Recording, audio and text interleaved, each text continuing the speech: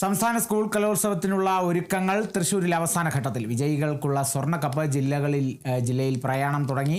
25 വേദികളിലായി 10,000-കണക്കിന് പ്രതിഭകളാണ് കലോത്സവത്തിൽ മാറ്റുരയ്ക്കുക.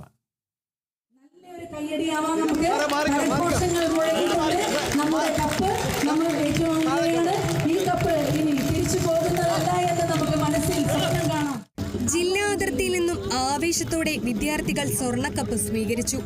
ചാലക്കുടിയിൽ ആവേശോജ്വല സ്വീകരണമാണ് സ്വർണ്ണക്കപ്പിന് നൽകിയത്. മാള, കൊടുങ്ങല്ലൂർ, ചേലക്കര റൂട്ടുകളിൽ പ്രയാണം അവസാനിപ്പിച്ച് നാളെ കപ്പ് കലോത്സവ നഗരിയിലെത്തും.